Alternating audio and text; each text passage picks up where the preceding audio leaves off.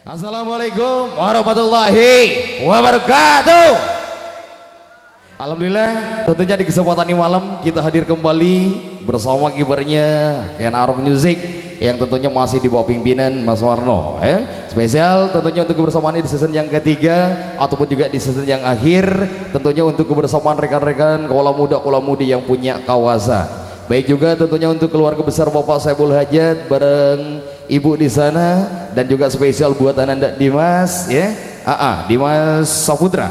Tentunya kita doakan semoga menjadi anak yang soleh dan tentunya bisa berbakti kepada kedua orang tua, agama, nusa dan bangsa. Amin. Juga buat yang punya Bejo Studio, yang punya video shoot di sana, selamat bertugas sampai tuntas. Dan kembali tadi minggu spesial buat yang punya tugas di belakang, ada Bang Andi. Dua Duri Neraka bersama Ken Arok Music, spesial buat semuanya.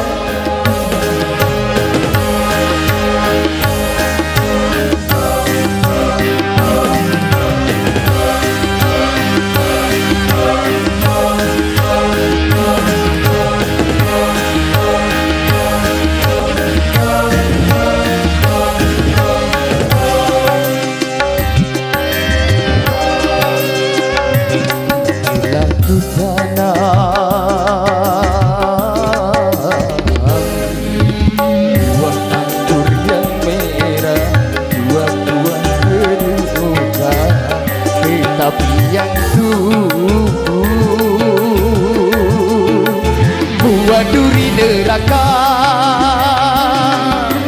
harus ku telan, pahit terasa menusuk pedih sampai ke hati. Pedih, oh pedih,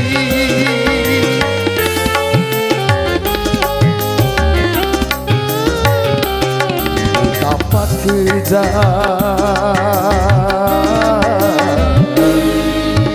permainan dunia yang penuh tipu daya, ternyata sang cinta tak selamanya indah. Ken Arok spesial Bejo Studio kembali dari sana. Selamat bertugas.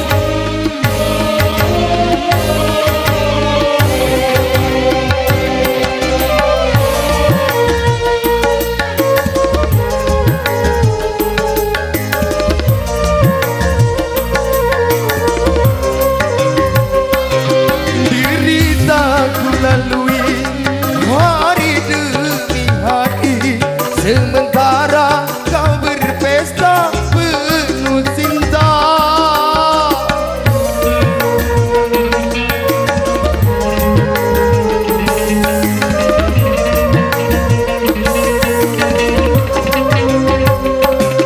Besarnya pengorbanan tiada kau hargai, tak menepis lala yang hinggap di pipi.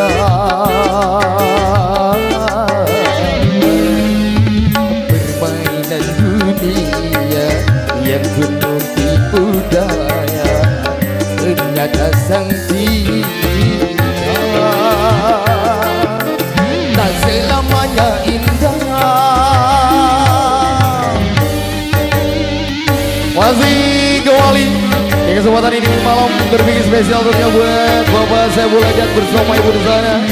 Kalau lupa juga mau digiring-giring antara tamu undangan yang hadir. Selamat bergabung bersama kebanyakan.